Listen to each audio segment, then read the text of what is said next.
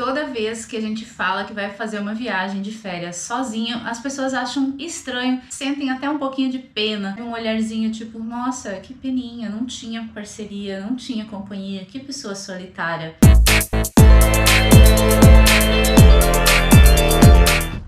E aí, pessoas? Estamos no meio de uma tarde de sexta-feira aqui em Curitiba.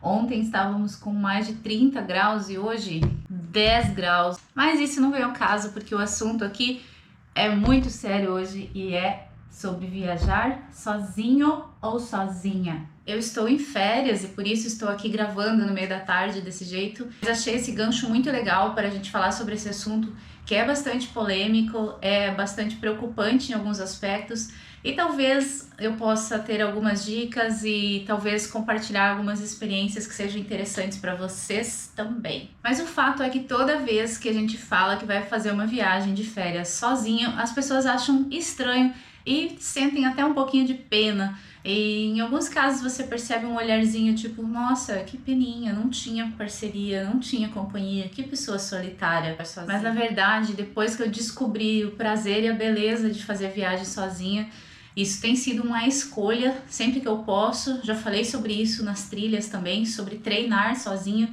E eu quero compartilhar um pouco assim dos prós e contras, as dicas, alguns cuidados importantes que eu tenho considerado sempre para fazer essas experiências sozinha. Já falei sobre isso no que diz respeito aos treinos, mas agora falando sobre viagens também, desde a escolha dos locais e tudo mais. Eu começo assim dizendo que viajar sozinho não é uma aventura, pelo menos não deveria ser. É um planejamento, ele acontece bem se você tiver a disponibilidade de parar, pesquisar, estudar, ouvir pessoas, considerar, avaliar. Então, é um pensamento crítico que tem que estar muito presente ali para você ter estratégia, não é aventura. Esse sentimento de se aventurar, ele está muito mais ligado ao medo que a gente tem de fazer alguma coisa sozinho. Você cresce aprendendo que sozinho é perigoso, sozinho é perigoso.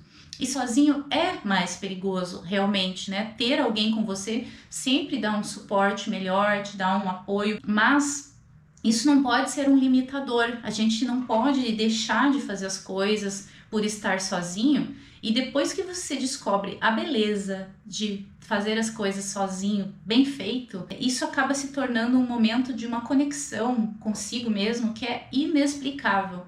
Não existe outra forma de você se conhecer melhor do que viver experiências de perrengue, assim, ou de dúvida, de medo, de indecisão, de alegria, de emoção, sozinho. Você precisa realmente usar todos os elementos que tem dentro de você, sejam eles emocionais ou cognitivos.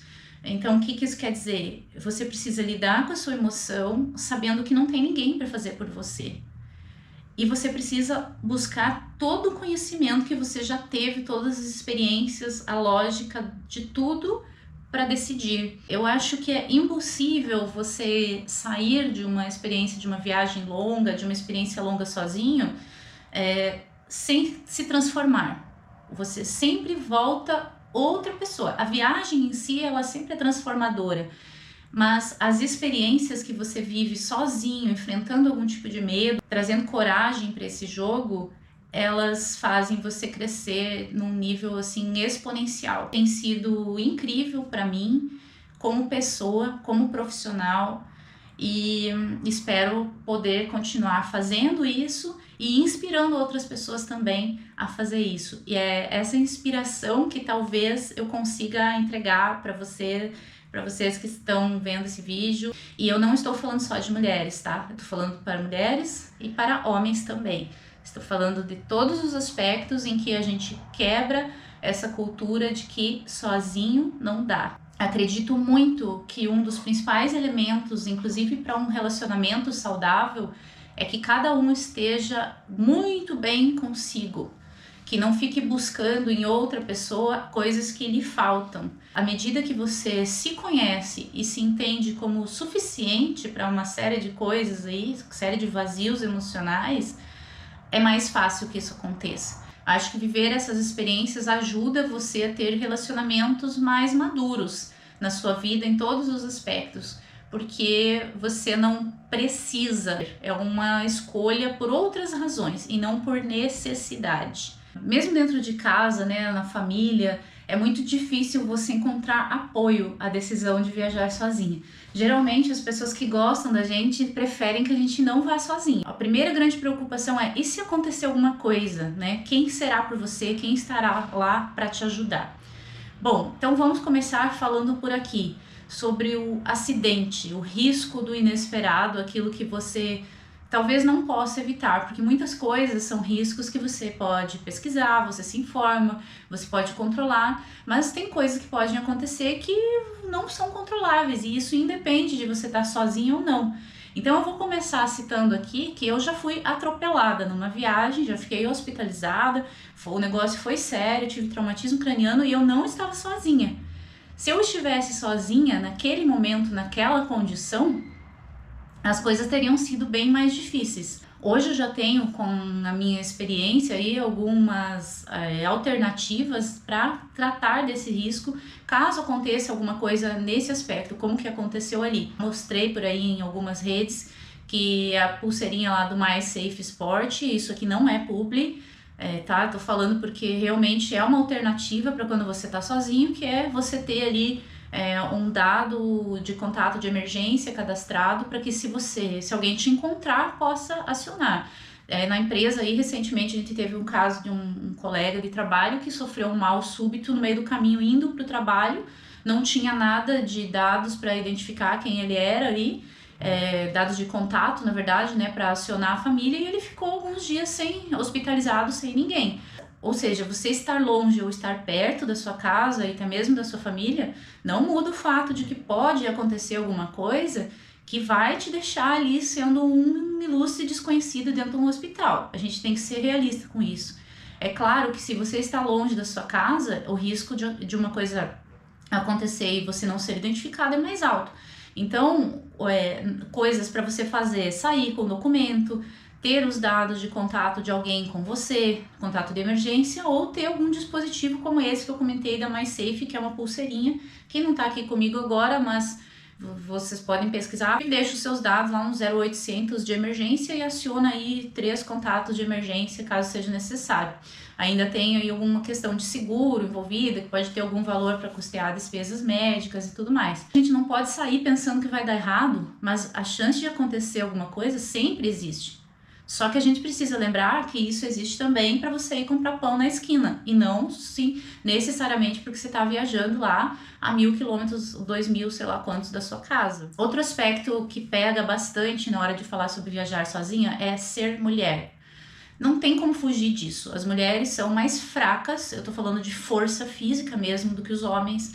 Nós estamos mais suscetíveis à violência, há índices altos de estupro no nosso país, de violência contra a mulher, e isso é uma realidade que a gente precisa estar ligado também. Não, por mais que eu me ache corajosa, que eu seja forte, que eu seja bem treinada, que eu seja boa para correr e fugir, uma luta corporal, a menos que eu tenha um treinamento de defesa corporal muito bom, eu não vou vencer. É muito raro eu vencer.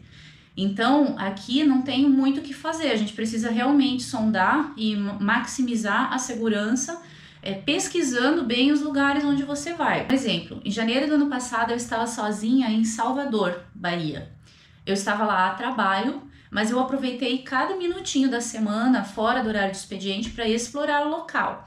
Eu corri todos os lugares que eu conseguia, seja antes do trabalho ou no fim após o expediente. Ou seja, eram momentos em que eu tinha menos sol, eu estava correndo à noite, menos movimento nas ruas, mas eu resolvi explorar mesmo assim. Mapeei alguns locais, algumas praias, alguns pontos turísticos e saí correndo para explorar. Tinha vontade de explorar de farol a farol, quem conhece Salvador lá vai saber do que eu tô falando, mas o pessoal da própria recepção do local lá do hotel onde eu estava me falou: olha, até para ir à farmácia, se você for, pega essa rua aqui, não pegue a rua de trás. E gente, eu tava na orla de Salvador.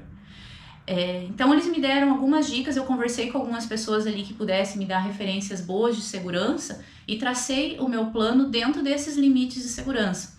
Infelizmente, na semana que eu tava ali, um casal foi atacado na trilha que passa por trás do Farol da Barra. Se você conhece Salvador, vai saber do que eu tô falando. Tem o Farol, tem os bares ali. E tem uma trilha muito linda que passa na encosta do Farol, do Morro do Farol.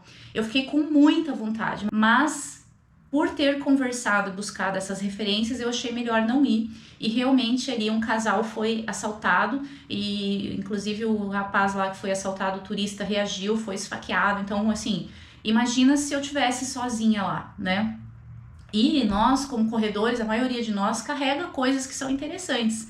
É um relógio que é caro, é uma câmera que é cara, é um tênis que é caro. Então, mesmo os homens se tornam alvos assim desses grupos mais especializados por conta do valor daquilo que carrega. E eu me preocupo com isso, inclusive, na minha própria cidade. E aí eu volto onde eu queria chegar, no mesmo papo de antes. Isso não muda quando você está viajando ou quando você está na sua cidade.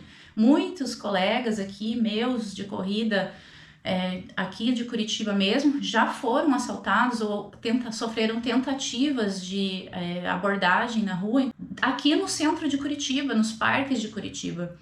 Então, o mesmo cuidado vale para todos os lugares. Para você viajar sozinha, tem que se informar. Para você correr na sua rua, tem que se informar. Eu não levo celular para as minhas corridas na rua aqui em Curitiba. É muito raro vocês verem algum vídeo, alguma foto, alguma coisa minha correndo na rua aqui. Muito raro mesmo. É diferente das trilhas. Alguns locais onde eu vou, eu levo, né? Outros eu não levo. Agora, o celular deveria sempre levar, porque é o meio de pedir socorro, né? Então, aqui, o que eu tenho feito agora? Eu tenho um celular velho, tá com a tela quebrada, tá aqui do meu ladinho já. Nessa viagem que eu vou fazer agora, eu vou comprar um chip extra, vou colocar nesse celular aqui e vou levar ele comigo para as trilhas. Eu comprei meu celular novo, eu mantive o velho, tela quebrada, tá com película em cima aqui para não cair os pedacinhos da tela que trincou. Preferi nem consertar porque não valia a pena, mas vou comprar um chip extra, vou colocar aqui e esse vai ser o celular que eu vou levar comigo pelas trilhas da viagem que eu vou fazer agora nos próximos dias. Comecei falando sobre coisas pesadas de viajar sozinho, né? Mas na verdade para mostrar também que os mesmos riscos que tem lá, tem na nossa rotina aqui todos os dias. Grande diferença tá em quanto você está disposto a se informar, até desde a escolha do local para onde você está viajando, até os locais que você vai frequentar. Até que ponto faz sentido você se arriscar a ir sozinho ou contratar guias? Quais guias? Quem são as pessoas de referência para você contratar? Como eu viajo, geralmente já pensando também em unir turismo com esporte, com a corrida ou com trilhas, né? Seja para correr na trilha ou para fazer trekking mesmo. Um aplicativo que eu já falei várias vezes nos meus vídeos por aqui, que eu recomendo muito, que é muito barato mesmo, é o Wikiloc. Eu sou assinante do Strava e do Wikiloc. Para mim, isso é mais do que um plus, assim, é mais do que uma perfumaria do esporte, sabe? Por quê? Com o Strava é o aplicativo que eu uso para montar os meus percursos de trilha. Tem um vídeo aqui específico falando sobre isso, sobre o uso dos mapas de calor. E os mapas de calor trazem uma informação sobre o quanto pessoas frequentam aquele local, aquela trilha, mas não só isso, também o quanto que as pessoas frequentam usando o Strava. Ou seja, isso também já nos diz um pouco do perfil de pessoas que frequentam aquele local. Quando o mapa de calor de uma trilha é muito fraco, às vezes é uma pessoa eventual, uma pessoa ali naquela trilha usando o Strava, mas fato é, ela não é uma trilha muito frequentada por pessoas que utilizam um aplicativo de esporte que é o Strava. Quem tem essa pegada de explorar, de criar mapas e desenhar aí, tem que ter algum tipo de investimento nesse sentido de tecnologia que permita você ter uma visão geral do local. Outra coisa interessante é que ali você consegue ver fotos da trilha, e isso já te ajuda a saber que equipamentos levar, que calçado você pode usar, os pontos mais dificultosos daquela trilha, e baixar os mapas para uso offline. Acho que isso é indispensável. Você tem um BO ali no seu relógio, né? Ou mesmo quem não tem o relógio que carrega mapas, mas se você tiver indisponibilidade do mapa no relógio, quem vai te salvar é o aplicativo. Então, assim, levar o celular carregado, manter o celular em modo avião para economizar a bateria, ter o mapa do local baixado offline e, quiçá, dependendo de onde for o rolê, ainda levar um carregadorzinho lá extra para se precisar. Eu já me perdi em trilha, não foi legal, era para fazer uma trilha de 3, 4 horas, acabou durando quase 12 horas. Anoiteci na trilha, absolutamente perdida, não estava sozinha, estava acompanhada. Na hora do perrengue, todo mundo tem que manter a calma e tentar encontrar uma solução conjunta, né? Se cada um puxar para um lado, não vai. Mas já me perdi, estava sem comida, sem água, sem lanterna, com chuva, frio e à noite. E com um pouquinho assim de bateria no celular para poder usar a lanterna. Então, assim, e ver algum mapa. Foi terrível, foi a experiência mais aterrorizante da minha vida. Um dia posso contar melhor, falar só sobre como é estar perdido na trilha. Não desejo a ninguém. Mas aprendi algumas lições importantes aí de coisas que precisa levar, inclusive a lanterna, inclusive celular com bateria, né? Mesmo que seja um celular mais velho, essas coisinhas aí são detalhes bem importantes. A escolha do lugar para onde você vai talvez não seja assim tão relevante quanto você buscar referência de como é aquele local com os turistas. E aí entram os blogs. Então, o Google, internet, sites de blog de viagem, site da prefeitura do local. As prefeituras locais sempre têm sites lá com páginas de turismo e a maioria delas hoje já tem instruções bem importantes para quem vai viajar para o local, que dão uma dica, podem acender uma luz para você ficar atento a alguns pontos ou podem te deixar mais relaxado para você curtir a região. Nessa viagem que eu vou fazer agora foi uma escolha, mais uma vez assim, acidental. Eu juro para você que eu nem sabia que Ilha Grande existia até o ano passado, mas eu sempre tive vontade de explorar ali a região de Angra dos Reis. Então, eu estava pesquisando locais onde talvez eu pudesse ir de carro. E como que eu fiz isso? Pelo Google Maps mesmo. Eu gosto de fazer isso, de pegar o bonequinho do Google lá, o Google Street View, e ficar andando pelas ruas dos locais, vendo pontos assim, subindo pelo litoral aqui do Paraná, até onde seria possível e viável eu pegar o carro e viajar, né? E aí acabei parando novamente ali por Angra dos Reis. Eu pesquisando Angra dos Reis vi que existia uma prova de trilha da Xterra em Ilha Grande. E fiquei bastante interessada, fui ver, é uma meia maratona, não muita elevação, mas explorando as informações de Ilha Grande, eu descobri que aquilo é um paraíso de trilhas. Ilha Grande pertence a Angra dos Reis, não entra carro naquele local e a logística aí por isso fica um pouco mais complicada, né? Mas ela tem inúmeras trilhas que dão a volta na ilha todinha e que são todas catalogadas, mapeadas no site da prefeitura como se fossem ruas. Eu achei isso incrível. Naquele momento eu falei, nossa, eu quero correr tudo isso. E decidi que esse seria o meu próximo destino de férias. E também eu já sabia que não podia ser um período curto, porque a volta toda a ilha dá mais de 100 quilômetros. Então eu precisaria de vários dias para poder explorar todas as trilhas que tem lá.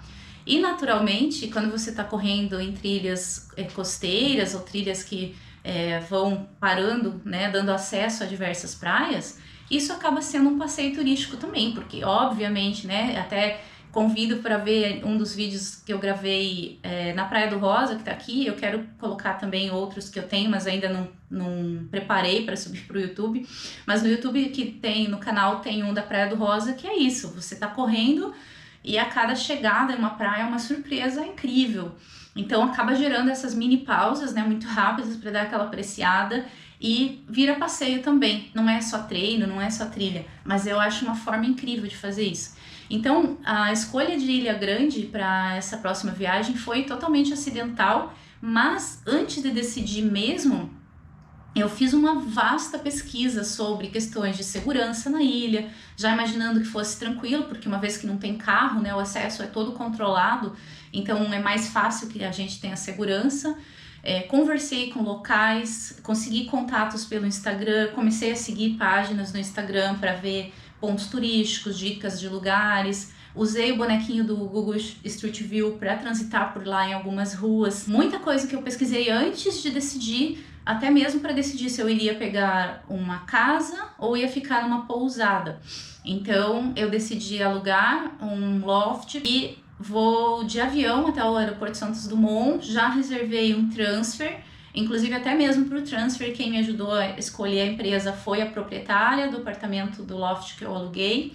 O loft que eu aluguei fica perto da vila, a principal vila onde tem mais infraestrutura, tem mercado, tem farmácia, então eu escolhi o local mais seguro para eu ficar. Ou seja, apesar de ser uma viagem assim, aventura, ela já não é mais aventura. Eu tenho um loft muito perto do cais, onde eu vou chegar com o barco. A proprietária do loft vai me recepcionar lá, não foi um pedido meu, foi uma oferta dela, já falou que vai estar lá me esperando quando eu chegar.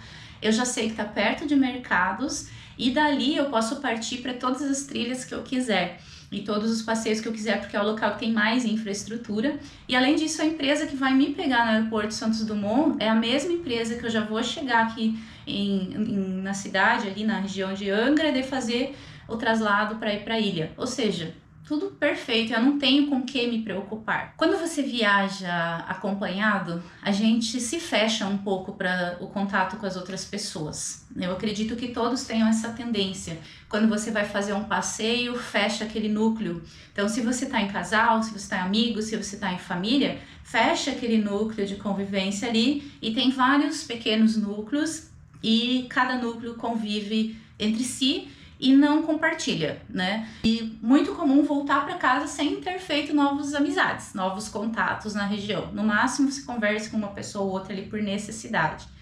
Quando você tá sozinho, as pessoas te inserem. É muito interessante ver isso acontecer, mas você só percebe quando você tá sozinho. Vou contar um exemplo que aconteceu em Maceió no ano passado.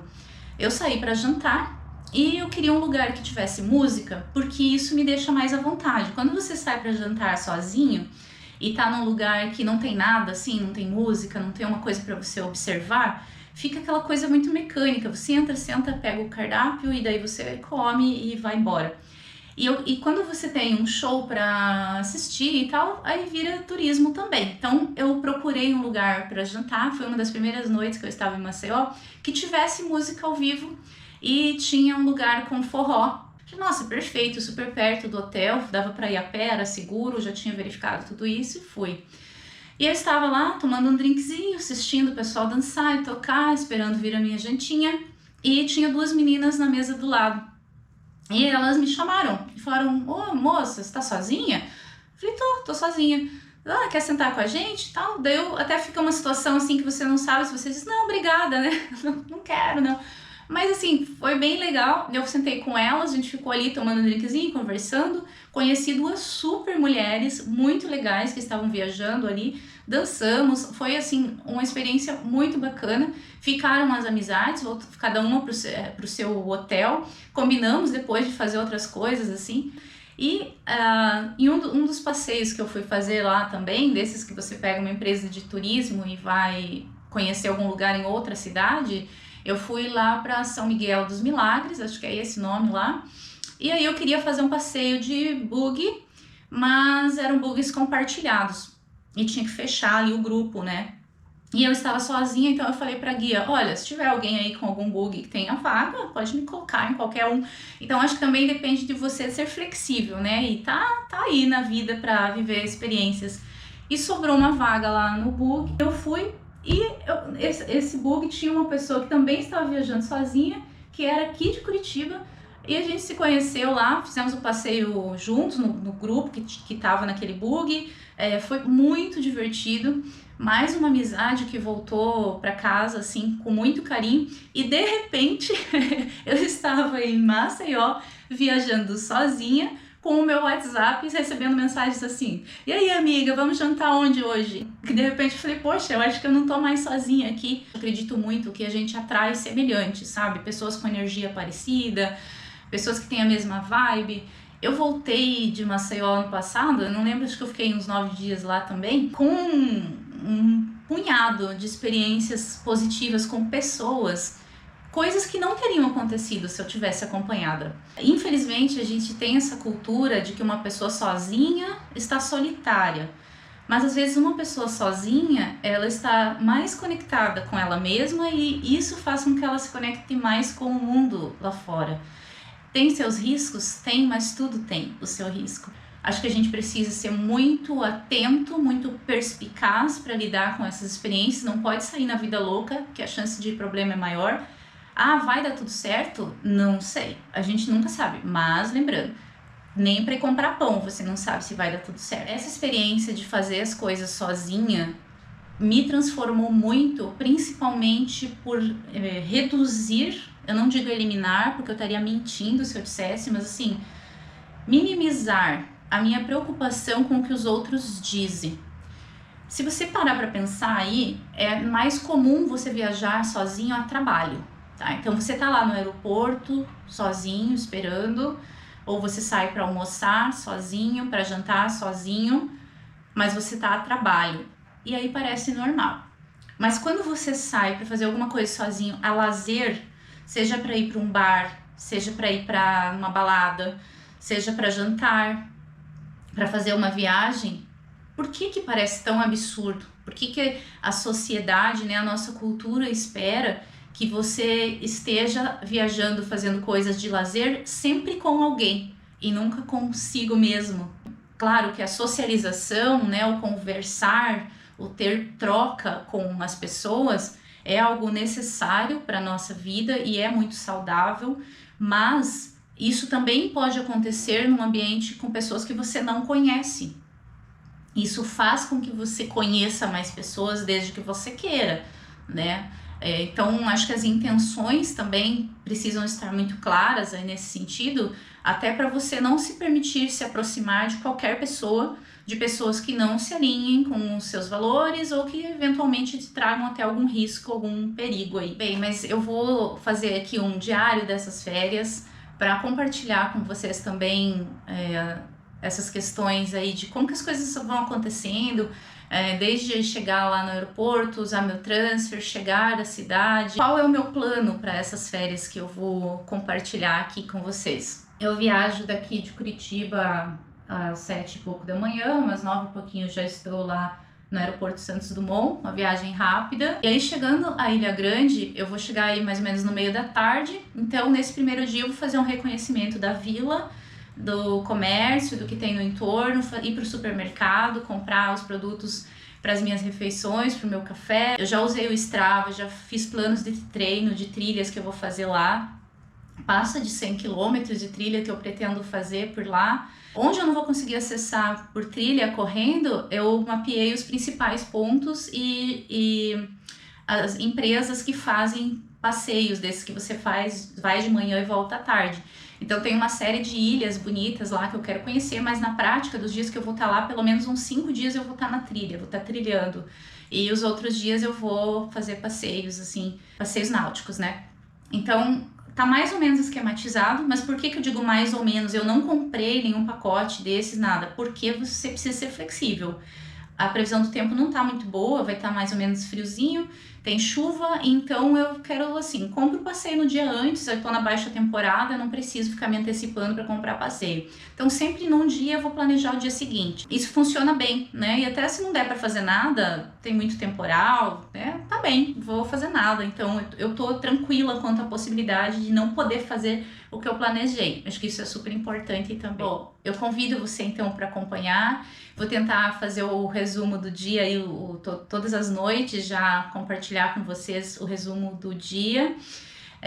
Vamos ter treinos também, que daí vão fazer parte lá do projeto Extreme. Então, lembrando que eu tô no ciclo de treinamento para uma ultramaratona e como eu comentei num dos vídeos lá do projeto Extreme, a escolha de Ilha Grande não foi acidental nesse aspecto, né? Eu descobri Ilha Grande acidentalmente, mas escolher Ilha Grande foi uma estratégia. O período de férias que eu tirei foi uma estratégia organizada com a prova da Extreme. Então eu vou fazer um volume mais alto de trilhas e esse volume já está alinhado com o meu treinador, porque ele faz parte do processo de treinamento para a prova. Então a gente vai ter as duas coisas aqui, né? O diário do dia, que contém tudo, e os treinos. Os treinos especificamente vão estar individuais lá no projeto Extreme para cada pegada de trilha que eu consegui explorar por lá. Vamos ter um vídeo específico sobre a trilha em si, né? Aquele percurso em si, o seu mapa, o seu Strava e tudo mais. Bom, acho que deu para ver que eu sou muito tranquila com esse negócio de viajar sozinha. Na verdade, eu adoro e espero continuar gostando e continuar podendo fazer isso na minha vida. E venham comigo, acompanhem e vamos mudar um pouquinho esse jogo, essa crítica toda, esse mimimi que envolve o assunto viajar sozinho. Desmistificar, porque é com um pouquinho assim de coragem e um montão assim de estratégia e informação. É assim que você faz isso. Vamos comigo que vai ser bem legal. Beijo, tchau!